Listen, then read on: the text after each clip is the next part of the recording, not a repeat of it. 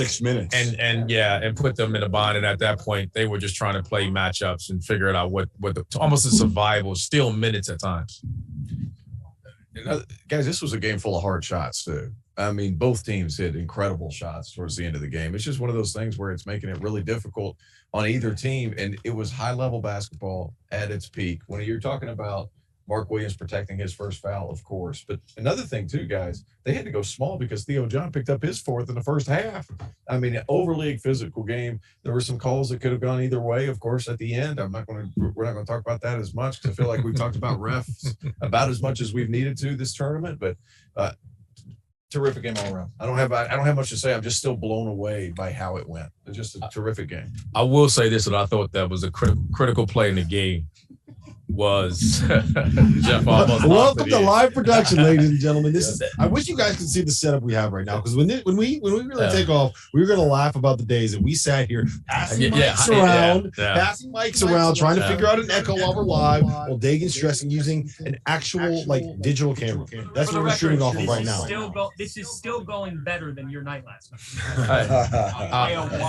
night. Great game, but I'm telling you, and you guys. Sean knows and Dagan knows, we were sitting there when this was going on, and I said this when Mark Williams was at the free throw line and he missed those free throws, and I said, again, never questioning Coach K or his staff or anyone of that nature, but I said I thought they should have put in I'm having a brain fart here. They should have put in AJ Griffin and taken Mark Williams out. Because he's gonna switch, and he did what he's done all year long. Mark Williams was in drop coverage. You let Caleb Love go left for a pull-up three, you can count it, and it was a dagger. Mm-hmm. Whereas that if AJ Griffin was in there, they probably would have switched. It would have been probably more difficult shot. But he was sitting in the lane, and people are looking at it as a late contest. But he was sitting in the lane in drop coverage, and when Caleb Love came off, Leaky Black set that screen, and you saw it go, and it was like, wow. And I when I saw that happen, I said it right at the free throw line, and I wonder, I guarantee you they're going to go back, and that play is going to haunt these guys thinking about it. I mean, they did that over and over again. Every single possession in probably the last 15 minutes was put whoever Mark Williams is guarding as the screener in a ball screen, and let Caleb Love go make something happen. Let RJ Davis go make something happen. I mean, that's what it's just simple. Like it's just that simple. Like I'm sitting here trying to rack my brain, like what all happened. It was ball screen offense, and Caleb Love was really good at that, and he made plays, and it really happened for him. Hit tough shots. Once he got in foul trouble, then he was tentative. That's right. Right, and then he's back on his heels. And the other thing you do is when you get downhill like that, you're telling them anything but getting your shot blocked. Because now you got Armando crashing down the lane. No guard in college basketball is boxing him out. So if Mark Williams comes over, you're just telling those guys, just get it up on the rim. Armando's cleaning it up. And then he started hanging on to his guy, and they laid it up. Another point to be made there. I'm trying to hold on to that. Another point to be made there is when you had that switch and Caleb Love was able to penetrate and create help, what did that do? That freed up the backside for Armando Bacot to get some of those rebounds. I mean, Mark Williams, as good as he's been all tournament and all season long protecting the rim, they found a way to pull him away, and he was tentative playing on his heels. I've got something here. I've got something, a tweet from a really good bracketologist named Brad Wachtel. On February 16th, North Carolina lost at home to Pittsburgh, dropped to 0-7 versus Quadrant 1, and was in major danger of missing the tournament altogether. This was on February 16th. 45 days after that point, they're playing in the national championship. Yeah, I mean, it goes to show you how quickly you can flip it, right? In this day and age, you can flip it. And again, Hubert Davis has done a hell of a job. They should build a statue of him now, because you are never going to have a better 3-week stretch than Hubert Davis has had. I just want everyone to understand. Goodman went from they hired the wrong guy, they got to get rid of Hubert Davis, to he's the greatest coach in the history of the North Carolina basketball program in the span of just like Carolina flipped it I have flipped it with Hubert Davis. Oh, They already got a court named after him. One guy's got the building, one guy's got the court. They got to give Hubert a statue. Multiple natties, right? At least give him a bus. This guy ended K's career and beat K on K night. Can we talk about that for a second? Let's talk about that for a second. Okay, North Carolina. That would be the best thing ever if they just put a statue of him just because he ended. Think about that for a second. If he was at NC State, yes. And underneath it, underneath the statue, it just says he ended K's career. Think about this. No, but think about this for a second. In Mike Krzyzewski's 2 most buzzed games of his career, buzzed, meaning the lead up to it. The lead up to the last game at Cameron was unlike anything we've ever seen in college basketball. Mm-hmm. In the most 2 anticipated games of Michael Krzyzewski's career, Hubert Davis beat him. Yes. Build the statue. North Carolina beat them. It is the ultimate bragging rights. What if he wins Monday? Listen, I'm a huge Hubert Davis fan, and congrats. But a statue when Dean doesn't have one and Roy doesn't have one, and they have multiple national championships. Did we go to Bourbon Street and I wasn't invited earlier? Like, what's going on? Did Dean or Roy end K's career? No. Hell no. Listen, it's inevitable. It was going to end at some point, but we can't. A tua, fellas. I want some of that. Whatever you guys got on Bourbon Street last night, I'm just missing. Hey,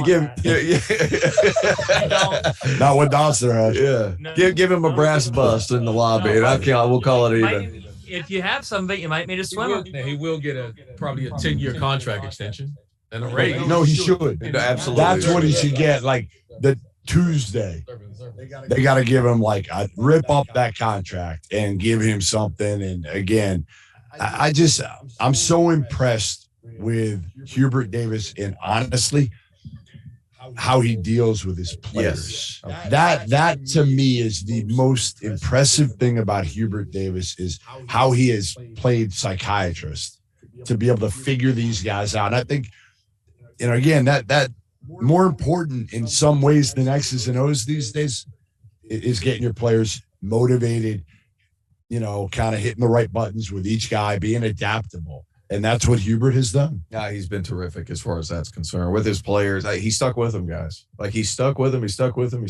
They blocked out the noise, our noise. It was our noise. Mm-hmm. It was our noise. And they were soft at the beginning of the year, but he stepped with them. He kept building their confidence. He got them to play together. He just tinkered with them a little bit. And guys, I'm telling you, special group he's got. This has got to be one of the better runs in North Carolina history, just because of where we were in January to where we are now. Mm-hmm. And I think one big thing to look at here, we talked about Duke's guard play. Here, hit the button. Point guard play. Hit that button. Well, on this run, time and again, when finishing plays have needed to be made, Jeremy Roach has been huge in making them. And tonight, North Carolina held him to 2 of 11 from the field and 0 of 5 from 3. The biggest thing is Armando Bacot and company took that personally. Those comments personally. They're engaged defensively. And I thought that Carolina... I saw a stat to your point. Yeah. You mentioned the 45 days from the loss, the Pittsburgh loss. Mm-hmm. Bart Torvik, I'm whipping it out. Bart Torvik runs. He does the efficiency stuff that you could break it down by day. Since the loss to Pittsburgh, North Carolina has been a top 5 defensive team in college basketball. Yeah, top 5. And go ahead. No. I'm not. I wasn't going to argue that. I'd say this: the problem with Carolina defensively was just when they traveled away from Dean Smith. That was the problem early on. Again, it's funny that we're talking about a national championship team at home. They were giving up, I think, 61 points a game in the Dino, and that was the lowest since the 81-82 national championship team. So we're talking about this, and now they're in the national championship. So the defense was there; it just didn't travel. So they were acting for a mature veteran group, an experienced group, I say. They just didn't. You expect that from a young team, and they didn't take it on the road. But defensively, for the first half of 2/3 of the season, when they were home. They were phenomenal offensive. They just couldn't travel. In neutral sites games. RC, or either one of you guys, So Duke had 4 pros on this team. They should have beaten Carolina. We all picked them except for Fana. Well done, should have Fanta. beaten them. Well, again, Jeff, we talked about, you know this, the rivalry. The rivalry. You know, when you get a rivalry game like this, it doesn't matter. Shaman was on the show and told us that. He said teams, when they were ranked 1 and we weren't ranked, we would win. And that's just what this rivalry is. Yeah, guys, step up. And another thing, too, guys, if you look back at Duke's tournament run up to this point, they shot the ball well. What was today? They hit 2? Goodness me, 5 of 22. I mean, that's not good enough. And they were 12 of 20 from the line. That's not it. And they're not a great 3-point shooting team. Yeah, but they're not. Overall. You're absolutely correct. But at the same time, during this run, when they played Texas Tech and stuff like that, they would open it up early in the game. So some of these early threes would make these teams more tentative, and they would stretch it out a little bit more, giving Jeremy But it cost Rose them tonight. It did. It cost them. Absolutely. Because, again, Caleb Love got hot. They were 10 for 26. And again, Duke kind of showed their true colors shooting it behind the arc. All right. We are a half hour into the show.